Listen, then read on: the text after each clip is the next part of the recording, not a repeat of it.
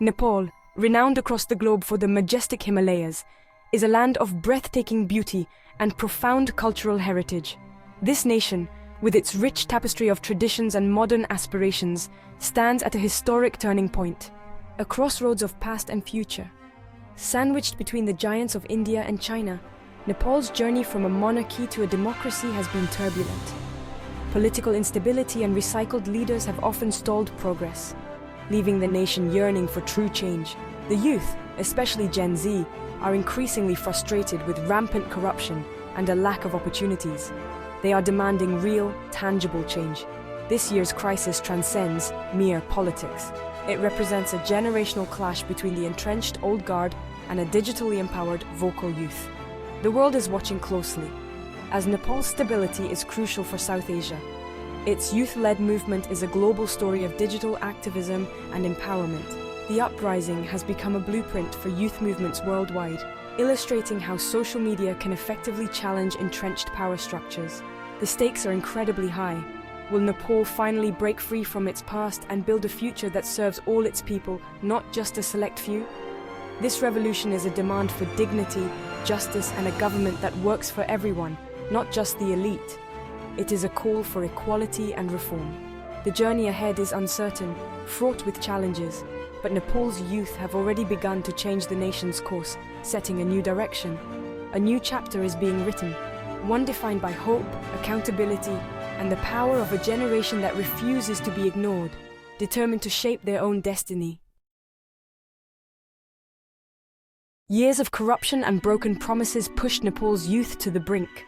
Public funds vanished, jobs were scarce, and merit was ignored in favor of connections.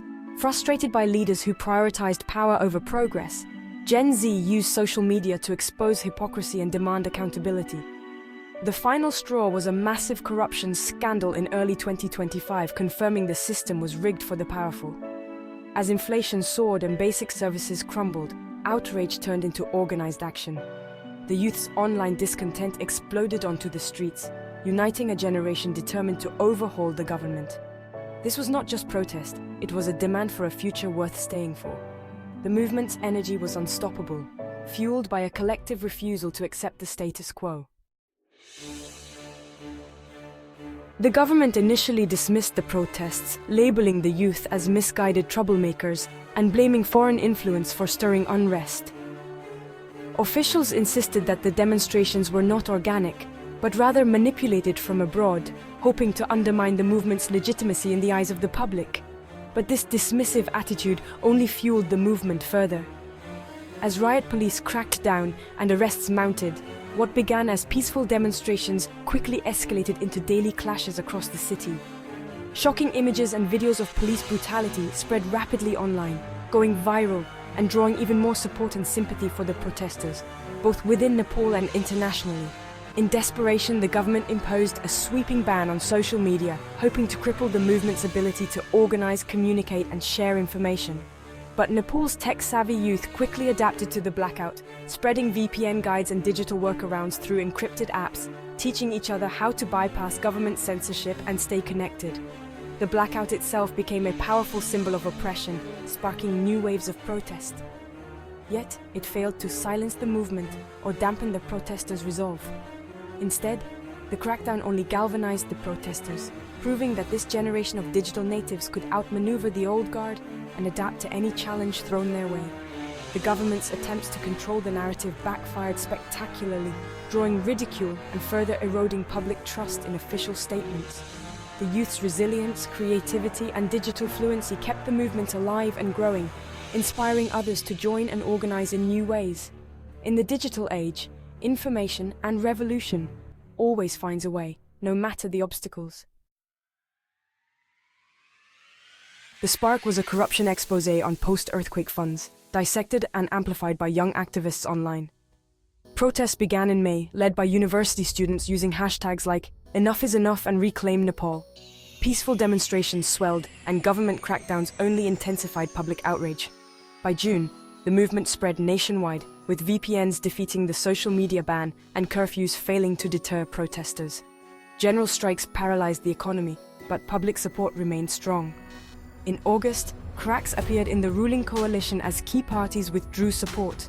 Facing a no-confidence vote and massive crowds, the Prime Minister resigned on August 28th. Jubilant celebrations erupted, marking a historic victory for people power. A new, uncertain chapter had begun, but the youth had proven their strength. Relief swept Nepal as an interim government formed, blending technocrats, young leaders, and civil society. A respected former Supreme Court justice became interim Prime Minister, signaling a break from the past. The new government's mandate: prosecute corruption, reform elections, and hold fair polls within a year. An independent anti-corruption commission was quickly established, earning public praise. Transparency became a priority, with promises to publicize contracts and assets. Yet skepticism lingers. Nepal's history is littered with failed new beginnings. Many fear the old guard will bide their time, waiting to undermine reforms. The youth remain vigilant, ready to return to the streets if betrayed.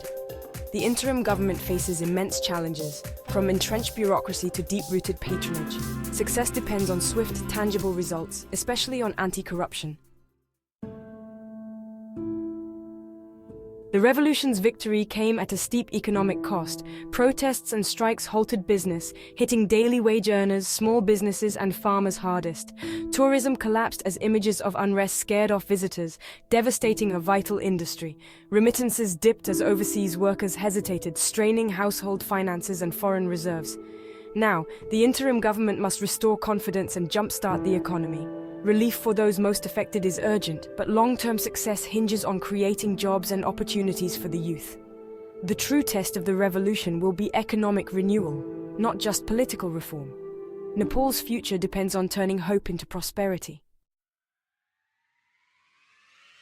Nepal's revolution was powered by Gen Z's digital mastery, a generation that grew up with technology at their fingertips, seamlessly navigating the digital landscape. Social media became the movement's command center, organizing protests, exposing corruption, and building solidarity. It was a tool for change, a platform for voices that demanded to be heard. Viral videos, memes, and live streams bypassed state media, spreading the message nationwide, reaching even the most remote areas, igniting a collective consciousness. Even those who couldn't protest in person joined online, creating a sense of unity and purpose. The digital realm became a space for activism and solidarity. When the government banned social media, youth responded with VPN tutorials and encrypted messaging, outsmarting censorship. They adapted quickly, showing resilience and ingenuity. This digital defiance was a psychological victory, cementing Gen Z's image as a modern political force, unafraid to challenge the status quo. The movement fostered a new culture of civic engagement, with youth now monitoring government and debating policy online.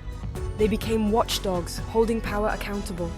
The uprising permanently changed how citizens and the state interact, creating a new dynamic where transparency is demanded. Governance in Nepal must now be transparent and responsive to a digitally empowered public, a public that is informed and engaged.